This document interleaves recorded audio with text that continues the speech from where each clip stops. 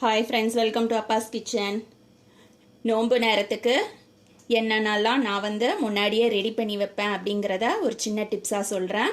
இது தேங்காவை திருவி இந்த மாதிரி லைட்டாக உப்பு போட்டு நம்ம ஃப்ரீசரில் வச்சுட்டோம்னாக்கா எவ்வளோ நேரமானாலும் தேங்காய் இந்த மாதிரி கெட்டியாகாது. இங்கே பாருங்கள் எவ்வளோ உதிரியாக இருக்குன்னு சொல்லிட்டு. ஏன்னா நம்ம தேங்காய் துருவி ஃப்ரீசரில் வைக்கும்போது கெட்டியாயிடும், அவசரத்துக்கு எடுக்க முடியாது.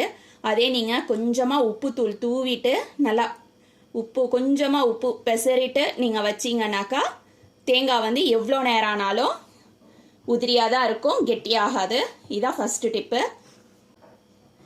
நம்ம நோன்பு நேரத்தில் கிரேவி நிறைய பண்ணுவோம். அவசரத்துக்கு கிரேவி பண்ணுறதுக்கு இந்த மாதிரி தேங்காவையும் முந்திரி இது ரெண்டையும் நல்லா பேஸ்ட்டாக அரைச்சிட்டு ஃப்ரீசரில் வச்சுட்டோம்னாக்கா தேவைப்படும் போது நம்ம எடுத்து யூஸ் பண்ணிக்கலாம்.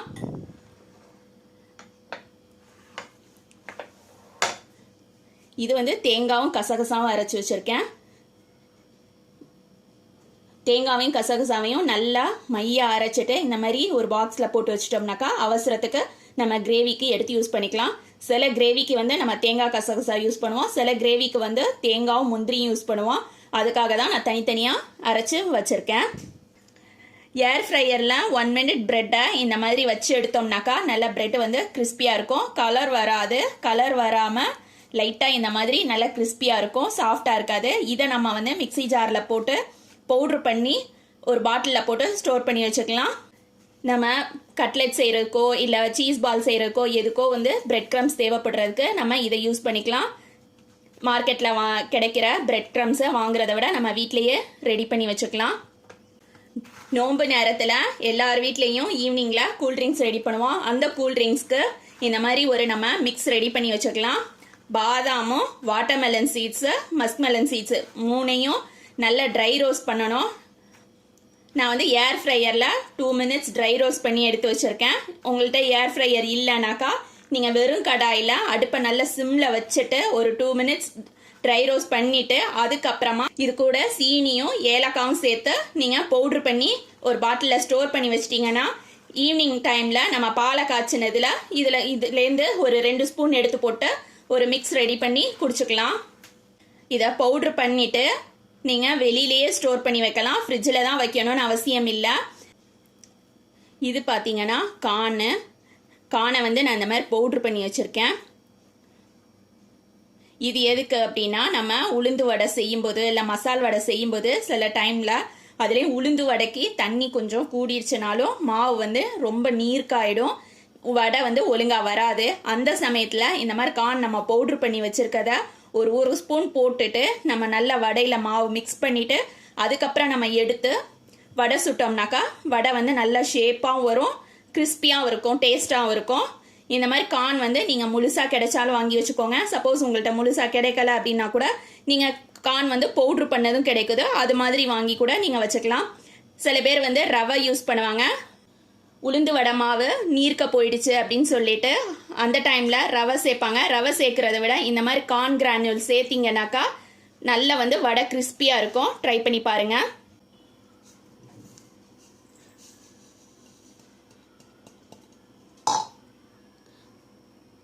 இது பார்த்தீங்கன்னா பாதாம் பிசுனை நான் இந்த மாதிரி பவுட்ரு பண்ணி வச்சுருக்கேன். பாதாம் பிசுனை நம்ம ரோஸ் மில்க் யூஸ் பண்ணுறதுக்கோ இல்லை வேறு ஏதாவது கூல்ட்ரிங்க்ஸ்க்கு யூஸ் பண்ணுறதுக்கு நம்ம பாதாம் பிசுனை ஓவர் நைட் ஊற வச்சுட்டு அதுக்கப்புறமா தான் நம்ம எடுத்து யூஸ் பண்ண முடியும். ஆனால் இந்த மாதிரி நம்ம பவுட்ரு பண்ணி வச்சுட்டாக்கா கொஞ்ச நேரத்துலேயே நம்ம பால் காய்ச்சிட்டு அந்த சூடான பாலில் கூட இதுலேருந்து நமக்கு தேவையான அளவு எடுத்து யூஸ் பண்ணிட்டோம்னாக்கா பாதாம் பிசுன் உடனே இன்ஸ்டண்ட்டாக ஊறிடும். இந்த மாதிரி ரெடி பண்ணி ஒரு பாட்டிலில் போட்டு ஸ்டோர் பண்ணி வச்சுக்கலாம். இது நீங்களும் ட்ரை பண்ணி பாருங்கள். நோன்பு நேரத்தில் ஈவினிங்கில் கண்டிப்பாக எல்லார் வீட்லேயும் பஜ்ஜி செய்வோம், பஜ்ஜி போண்டா இது எல்லாம். அதுக்கு நம்ம கடையில் பஜ்ஜி போண்டா மிக்ஸ் வாங்குறத விட இந்த மாதிரி நம்ம வீட்லேயே ரெடி பண்ணிக்கலாம். நான் இப்போ கொஞ்சமாக செஞ்சு காட்டுறேன். 1 கப் கடலை மாவு எடுத்தீங்கன்னா அதுக்கு 1/4 டீஸ்பூனு மிளகாத்தூள், 1/4 டீஸ்பூன் உப்பு ரெண்டும் சேர்த்துக்கோங்க. 1 கப் கடலை மாவுக்கு 1/4 டீஸ்பூன் உப்பு 1/4 டீஸ்பூன் மிளகாத்தூள் சேர்த்துருக்கேன். அதுக்கு 1 டீஸ்பூன் அளவுக்கு அரிசி மாவு சேர்த்துக்கிறேன். 1 டீஸ்பூன் கார்ன்ஃப்ளவர் சேர்த்துக்கிறேன்.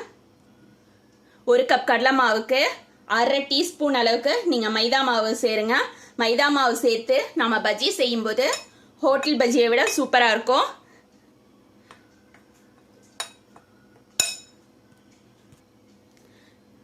1/4 டீஸ்பூன் அளவுக்கு ஆப்பச்சோடா சேர்த்துக்கிறேன். 1/4 டீஸ்பூன் அளவுக்கு ஓமம் சேர்த்துக்கிறேன். 2 பிஞ்ச் அளவுக்கு பெருங்காயத்தூள் சேர்த்துக்கிறேன்.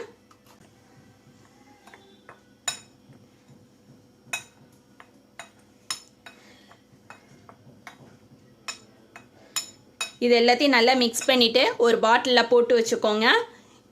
போட்டு வச்சுட்டு இது வந்து உப்பு கரெக்டாக இருக்கா இல்லையா அப்படின்னு சொல்லிட்டு கொஞ்சமாக எடுத்து ஒரு ஸ்பூன் மாவு எடுத்து கொஞ்சமாக தண்ணி சேர்த்து தனியாக கரைச்சி அதை டேஸ்ட் பண்ணி பாருங்கள்.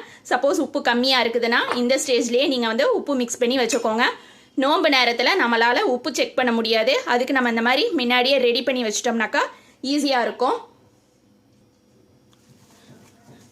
இது வந்து சமோசா ஷீட் செஞ்சு வச்சுருக்கேன்.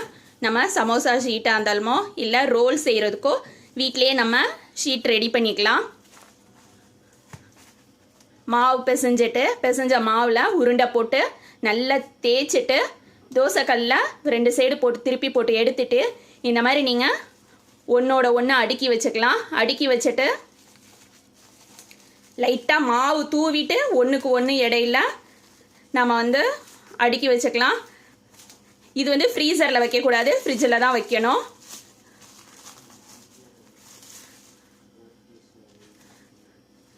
இந்த மாதிரி தான் இருக்கும். நல்லா நம்ம கிளிம் ஃபிலிம் ரோல் போட்டு தான் சுற்றி வைக்கணும். டிஷ்யூ பேப்பரோ இல்லை துணியோ எதுவும் சுற்றிடக்கூடாது. டிஷ்யூ பேப்பர் போட்டோம்னாக்கா உடஞ்சி வந்துடும். சமோசா வந்து நமக்கு ஃபோல்ட் பண்ண வராது. இந்த மாதிரி நம்ம ரெடி பண்ணி வச்சுட்டோம்னாக்கா 1 மாதம் ஃபுல்லாக நம்மளே வந்து வீட்டிலையே ரெடி பண்ணதை வச்சு செஞ்சுக்கலாம். ரெடிமேடாக உள்ள ஷீட்லாம் வாங்கணும்னு அவசியம் இல்லை. லாஸ்ட்டாக ஃபைனலாக இதுதான் நான் வீட்டிலையே ரெடி பண்ண சிரப்பு. 1 கப் சீனிக்கு 1/4 கப்பை விட கம்மியாக தண்ணி ஊற்றிட்டு நல்லா சீனியை வந்து கரைச்சிருங்க. சீனியை கரைச்சிட்டு வடிகட்டி அதை வந்து அடுப்பில் கொதிக்க விடணும். பிசுக்கு பதத்துக்கு அடுத்த ஸ்டேஜ் வரணும். பிசுக்கு பதம் வந்து குலாப் ஜாமுனுக்குள்ள பதம். அதுக்கு அடுத்த ஸ்டேஜில் வந்து நம்ம எடுத்துடணும். எடுத்துட்டு இந்த மாதிரி பாட்டிலில் நம்ம ஸ்டோர் பண்ணி வெளியிலே வச்சுக்கலாம். நம்ம தேவையான எசன்ஸு சேர்த்துக்கணும். எசன்ஸு கலர் எது வேணாலும் சேர்த்துக்கலாம்.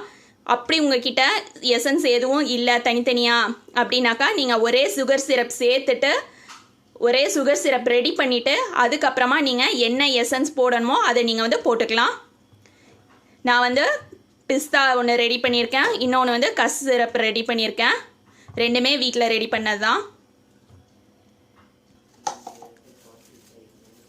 இது வந்து கடப்பாசியை வந்து நம்ம ஜெல்லி செய்கிறதா இருந்தாக்கா நல்லா கழுவிட்டு நம்ம ஊற வைக்கணும். இல்லைனாக்கா குக்கரில் 2 விசில் விட்டு எடுக்கணும். அப்போ தான் கரையாமல் நம்ம ஜெல்லி செய்ய முடியாது. அதே நாம் வந்து இந்த மாதிரி பவுட்ரு பண்ணிக்கலாம். இப்போ நான் இது வந்து பவுட்ரு பண்ணிவிட்டு காட்டுறேன். கடப்பாசி பாருங்கள், இந்த மாதிரி தான் கொரன்னு பவுட்ரு ஆகும். ரொம்ப ஸ்மூத்தாலாம் பவுட்ரு ஆகாது. இதை வந்து நம்ம தண்ணியில் போட்டு கொதிக்க விடுமே உடனே வந்து நமக்கு கரைஞ்சிரும். இது மாதிரி ரெடி பண்ணி பாட்டிலில் ஸ்டோர் பண்ணி வச்சுக்கலாம். டேட்ஸு நடுவில் உள்ள சீடு எடுத்துட்டு இந்த மாதிரி எடுத்து வச்சுருக்கேன். மிக்ஸி ஜாரில் சேர்த்துக்கலாம்.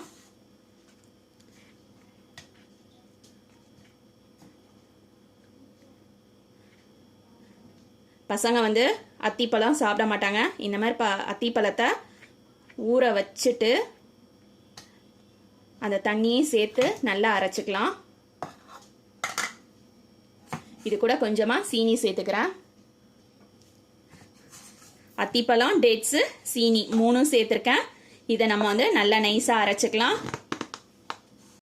அத்திப்பழத்தையும் டேட்ஸையும் இந்த மாதிரி அரைச்சிட்டு ஒரு பாக்ஸில் போட்டு நம்ம ஃப்ரிட்ஜில் வச்சிட்டோம்னாக்கா சில்லுண்ட பாலில் ஈவினிங்கில் பசங்களுக்கு கலக்கி கொடுத்துக்கலாம்.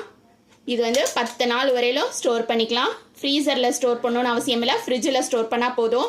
இதே மாதிரி நோம்புக்கு நீங்கள் என்னென்னலாம் பண்ணீங்க அப்படின்னு சொல்லிட்டு கமெண்ட் பண்ணுங்கள். தேங்க்ஸ் ஃபார் வாட்சிங்.